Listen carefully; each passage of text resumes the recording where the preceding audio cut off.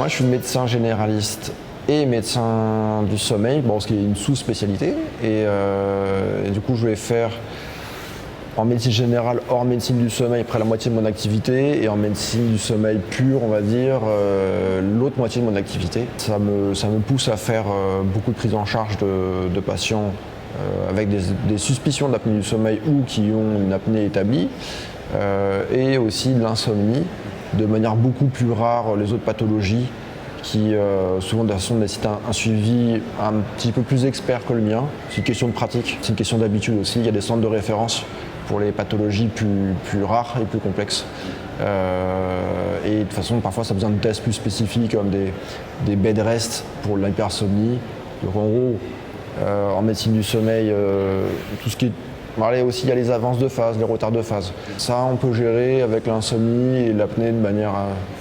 Je dirais pas facile parce que ça demande une formation continue et prolongée et ça demande de s'impliquer beaucoup, mais on est capable de le faire. On a fait des études de 10 ans, on n'est pas à quelques mois de plus de formation. Le sommeil, c'est parce que j'ai toujours aimé la prévention en fait en médecine. J'ai toujours préféré rattraper le pot pendant qu'il est en train de tomber plutôt que ramasser les morceaux par terre une fois qu'il est éclaté. Non, la prévention, c'est important. Le sommeil, de ce que j'en ai appris au fur et à mesure, ça a une importance majeure en termes d'impact sur l'espérance de vie, sur la qualité de vie. Et c'est vrai que plus j'ai travaillé dedans, et plus ça a renforcé cette idée, qui n'était pas forcément évidente de prime abord. Et voilà, on se dit ça bien que c'était un tiers de notre vie, mais les conséquences en termes cardiovasculaires simplement, ou l'impact psychique étant majeur, les deux, je trouve que c'était intéressant de travailler là-dessus. Je vois que les médecins s'intéressent à la médecine du sommeil, les médecins généralistes.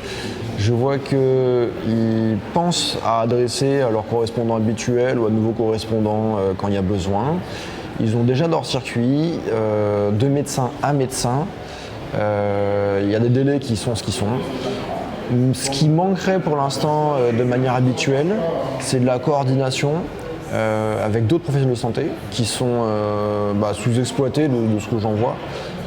Si je dois penser aux dentistes, aux kinés, aux orthodontistes, cette médecine du sommeil telle que pratiquée par les médecins aujourd'hui gagnerait beaucoup à avoir des ressources mieux identifiées, un parcours un peu type éventuellement, mieux identifié pathologie par pathologie, pour pas oublier un des pans de la prise en charge et pas avoir de perte de chance pour les patients.